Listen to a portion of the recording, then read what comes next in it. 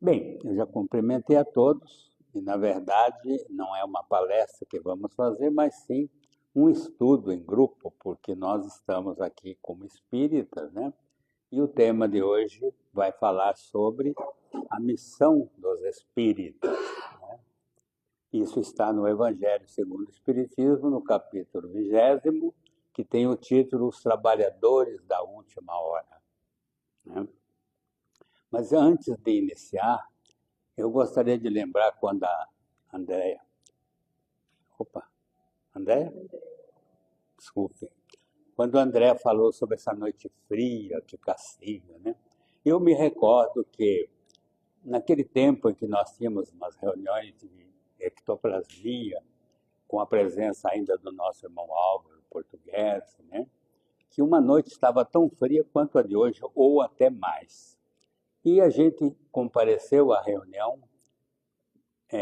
todos agasalhados, e eu, na época, tinha comprado um capote bem amplo, né? Era uma coisa realmente diferente. E aí, aconchegados ali na reunião, tivemos a grata surpresa de trazer, que nos trouxeram uma mensagem, o José Grosso, falando exatamente sobre o frio, né? Convidando as criaturas a refletirem sobre a situação de criaturas que não têm o agasalho que às vezes nós dispomos até no guarda-roupa guardado, né? Então ele dizia assim, numa poesia chamada Vigília da Caridade. Muitos de vocês conhecem. Sou a caridade que caminha na noite fria do inverno que castiga. A rua está deserta, é toda minha. Perambulo como um ser que investiga. O vento frio que corta, a neblina espalha a sua bandeira. O convite ao repouso fecha as portas. Cada lar possui um leito por fogueira. Dorme o magistrado inteligente, repousa o trabalhador fatigado, descansa o patrão de muita gente, todos sob um teto bem telhado. Estou só nesta longa caminhada, com o vento terei que dialogar. Mas esperem, eu vejo um vulto na calçada que parece uma enorme bola a trepidar.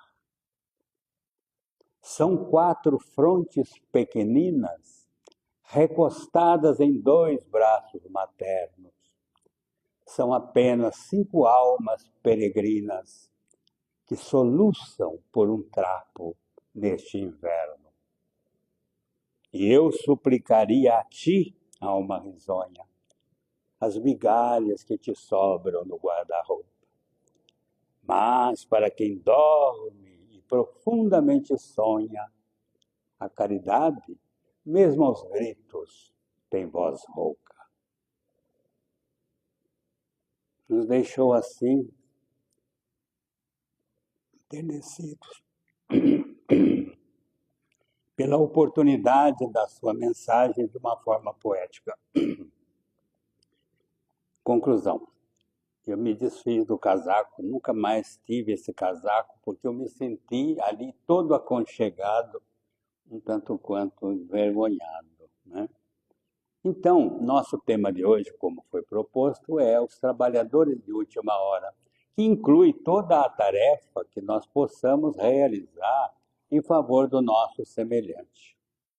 O trabalho profissional é o trabalho que temos por obrigação, mas aquilo que fazemos a outros sem interesse, esse se encaixa, se enquadra naquele capítulo 20º, no capítulo 20º, dos trabalhadores da última hora. E nós vamos utilizar o próprio Evangelho para embasar a nossa fala. Como nós não estamos fazendo uma palestra, e sim, nós estamos aqui para facilitar o estudo, eu convido vocês que, se quiserem participar, em alguma pergunta, em alguma acrescentando alguma coisa, fiquem à vontade. Certo? Nós estamos aqui estudando, certo? E somos todos aprendizes, né? Então, nós temos no Evangelho, no capítulo 20, como dissemos, os trabalhadores da última hora. Jesus começa dizendo numa parábola que um senhor saiu a contratar trabalhadores para a sua vinha. Pela manhã, ele arrebanhou alguns, contratou alguns e disse: vão para a minha vinha e eu vos pagarei aquilo que for combinado, aquilo que for justo. E eles se foram para a vinha logo cedo. Mais tarde, pelas 9 horas, ele saiu novamente, contratou outros tantos e disse: ide para a minha vinha e eu vos pagarei o que é justo, o que é combinado. Lá pelo meio-dia, ele retornou e encontrou ainda alguns e disse: ide para a minha vinha, e assim sucessivamente, até que, por volta das 15 horas, certo? Ele compareceu à praça e ainda tinha alguns. E ele lhes perguntou: por que não estáis trabalhando?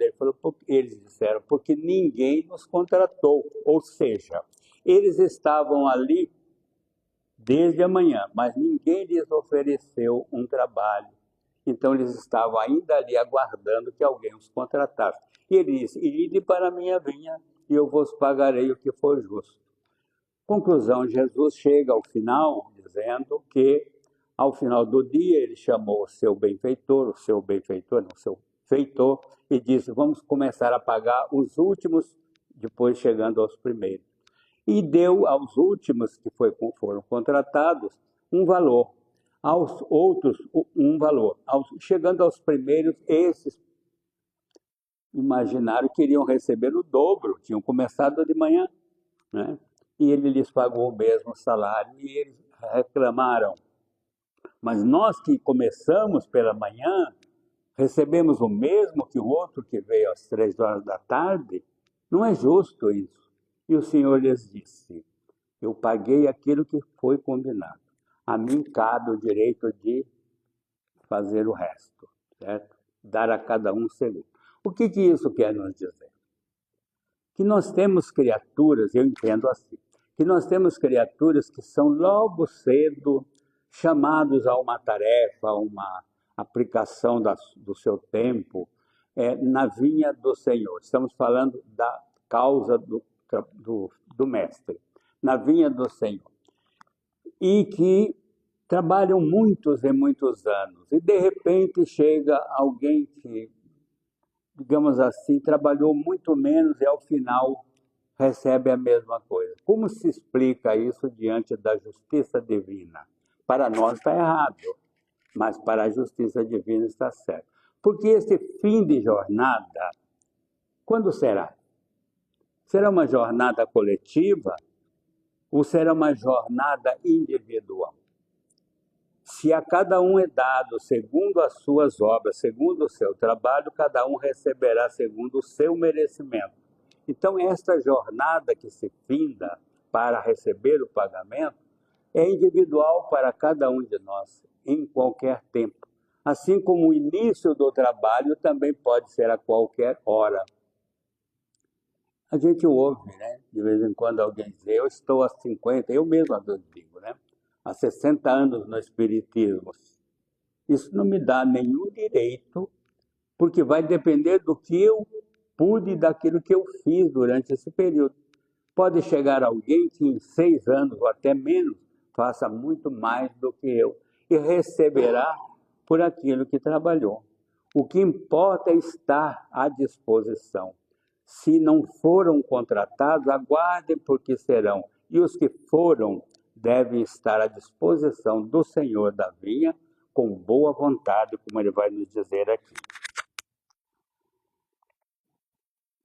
Então, diz assim: o trabalhador da última hora tem direito ao salário, mas é preciso que sua boa vontade o tenha mantido à disposição do Senhor que devia empregá-lo, e que esse atraso não seja fruto de sua preguiça ou de sua má vontade.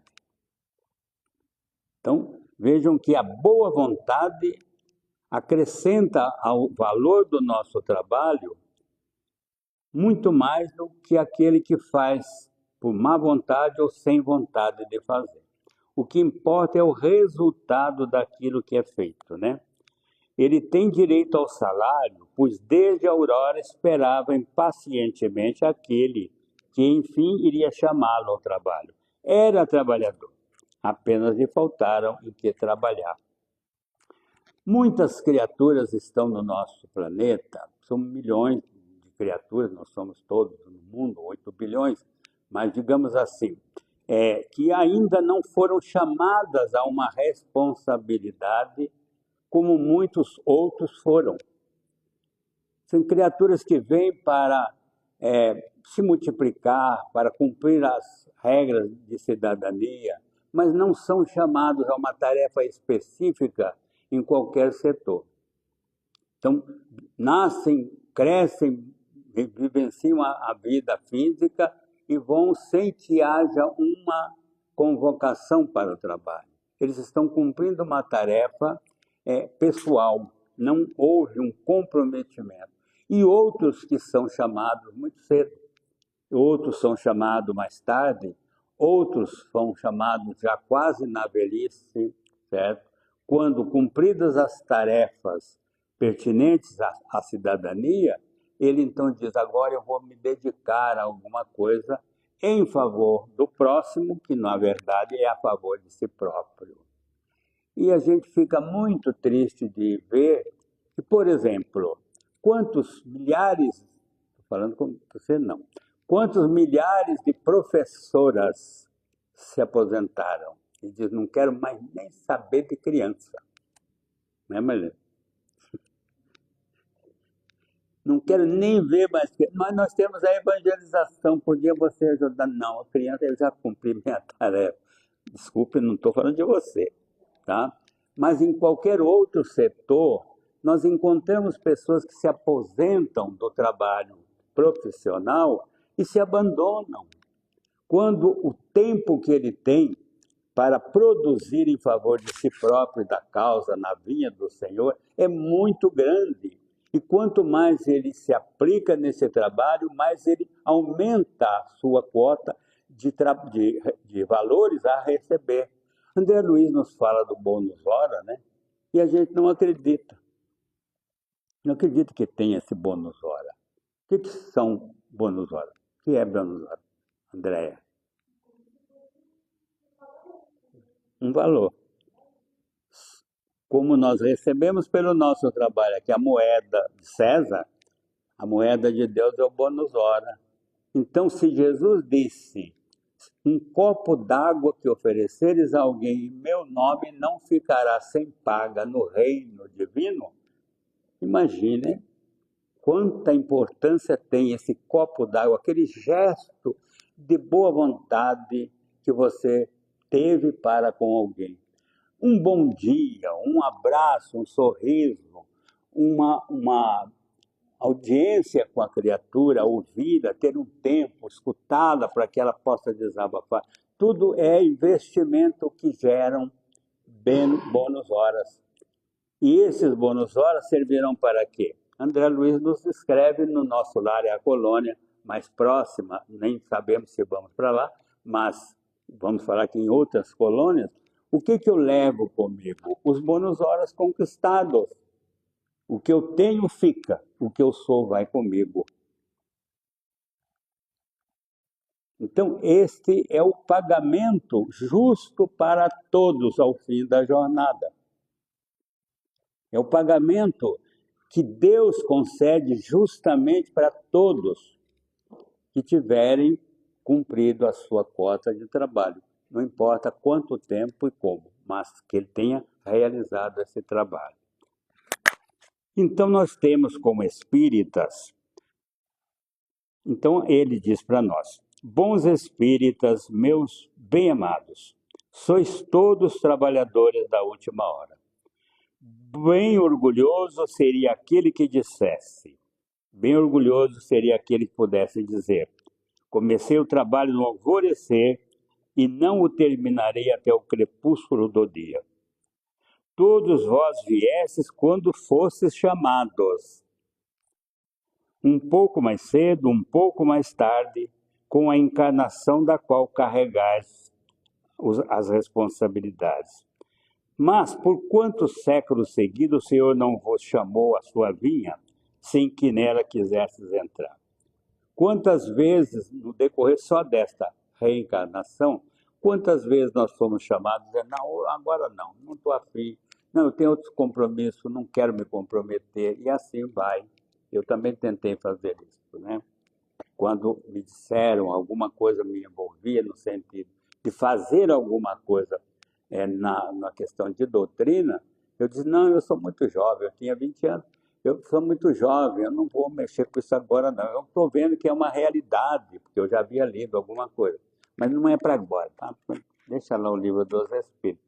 Aí as coisas se complicaram, porque eu comecei a ter pesadelos horríveis que me levaram ao centro espírita, e ali então eu descobri que era a hora de começar. Foi uma espécie de chamada, eu estava na praça, sem fazer nada, e o Senhor diz, vem para minha vinha, se não vier pelo amor, a gente dá um jeito de você vir de outra forma. E fiquei até hoje e ainda continuo.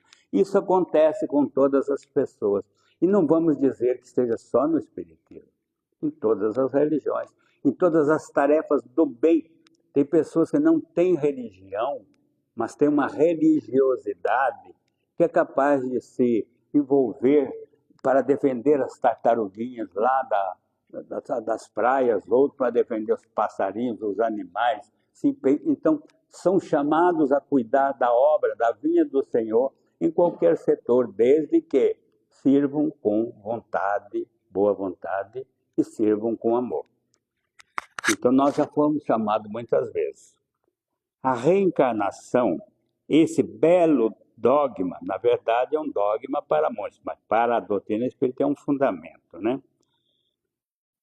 Eterniza e torna precisa a filiação espiritual. O espírito chamado a prestar conta do seu mandato terreno compreende a continuidade da tarefa interrompida, mas sempre retomada, porque nós temos várias reencarnações e vamos completando uma após outra os nossos aperfeiçoamentos, né?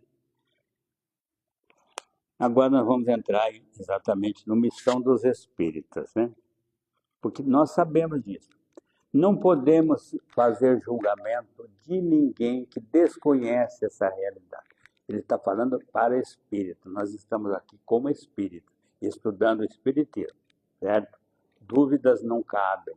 Então nós temos certeza de que somos espíritos imortais, que temos várias experiências reencarnatórias, que estamos em processo de crescimento, que fomos criados simples e ignorantes, que temos a lei de causa e efeito, que temos, enfim, tudo isso que a doutrina nos revela. Então, o espírita conhece com sobra estas responsabilidades.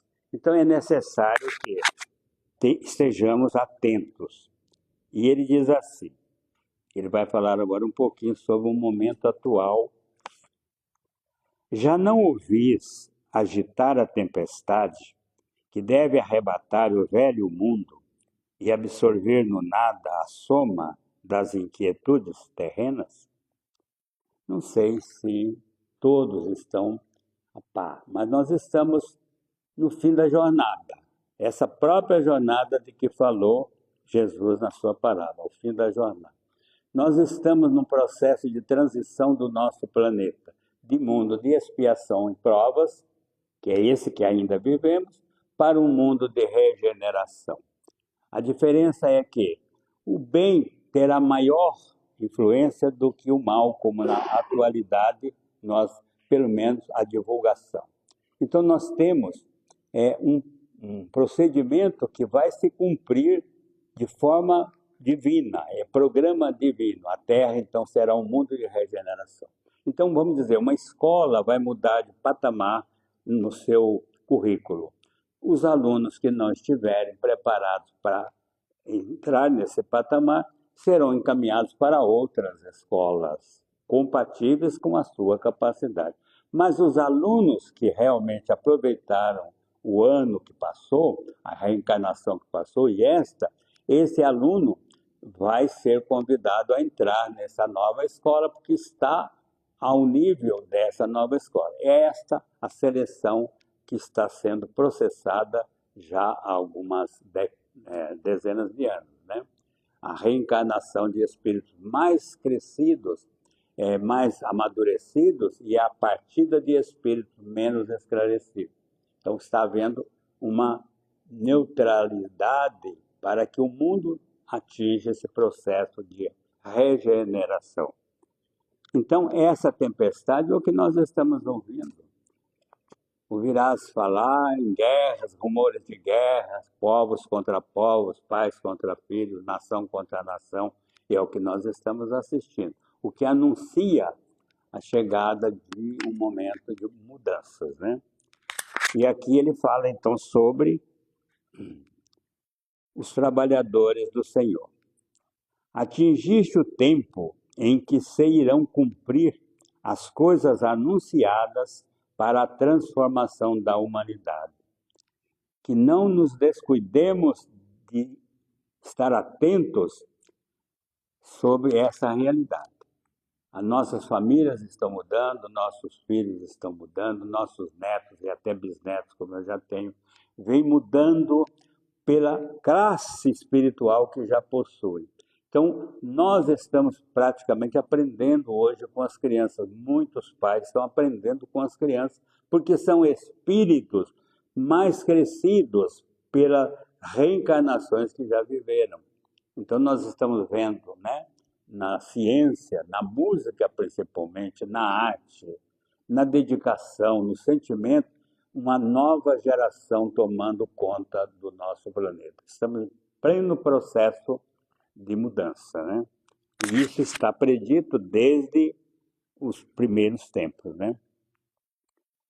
Felizes serão os que tiverem trabalhado no campo do Senhor com desinteresse e movidos apenas pela caridade.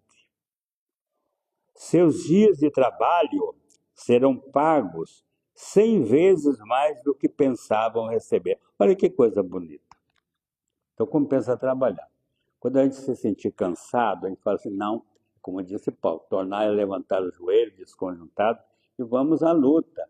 Porque o mundo nos assedia de tal forma que às vezes a gente se distrai e deixa ser levado por ele. Nós precisamos estar atentos, porque esse trabalho que realizamos, por pequenino que seja, ele será somado aos nossos ganhos, aos nossos bônus hora, quando estivermos na outra dimensão da vida. Não há como não receber aquilo que foi ganho, né? Então ele diz, irmãos, trabalhemos juntos e unamos nossos esforços, a fim de que o Senhor, ao chegar, encontre o trabalho acabado. Pois o Senhor lhes dirá, vinde a mim, vós que sois bons servidores, vós que calastes vossos ciúmes e vossas discórdias, para impedir que o andamento do trabalho sofresse com isso. Mas infeliz daqueles que, por suas dissensões, retardarem a hora da colheita. Mais infeliz daqueles, pois virá a tempestade e eles serão levados pelo turbilhão e gritarão, graças, graças. Mas o Senhor lhes dirá, por que pedis graças, vós que não tivestes piedade de vossos irmãos e que vos recusastes a estender-lhes a mão, vós que esmagastes o fraco em lugar de apoiá-lo? Por que pedis graças, vós que procuraste vossa recompensa nas alegrias da terra e na satisfação do vosso orgulho? Já recebeste a vossa recompensa da maneira que a queríeis. Não peçais nada a mais. As recompensas celestes cabem àqueles que não pediram as recompensas da terra. Deus faz, olha só a sentença final. Deus faz neste momento a enumeração de seus servidores fiéis e marca com seu dedo aqueles que só têm a aparência do devotamento, a fim de que não usurpe o salário dos servidores corajosos. Pois ele confiará os postos mais difíceis no grande trabalho da renovação pelo Espiritismo àqueles que não recuaram ante sua tarefa. E então se cumprirá esta fala: os primeiros serão os últimos, e os últimos serão os primeiros no reino dos céus. Então, essa mensagem é bem oportuna, porque nós estamos sendo alertados de que o tempo corre contra nós, o relógio está correndo contra nós, né? Ninguém tem mais certeza se nós vamos conseguir reencarnar ou voltar a reencarnar no planeta Terra. Tudo vai depender dos valores que tivermos conosco, dos bônus horas. Bem-aventurados os mansos, porque eles herdarão a terra, disse Jesus em outra oportunidade. Isso quer dizer que os pacíficos, os pacificadores, os trabalhadores reais, de boa vontade, terão seu lugar garantido se quiserem retornar para o planeta Terra. Estamos com a opção em nossas mãos, as escolhas são nossas. Temos ainda algum tempo pela frente como encarnados. Vamos fazer o melhor que nós pudermos para, quem sabe, um dia nos reunirmos novamente numa outra tarefa, num outro tempo, de braços dados na tarefa, na vinha do Senhor. E que Ele nos abençoe.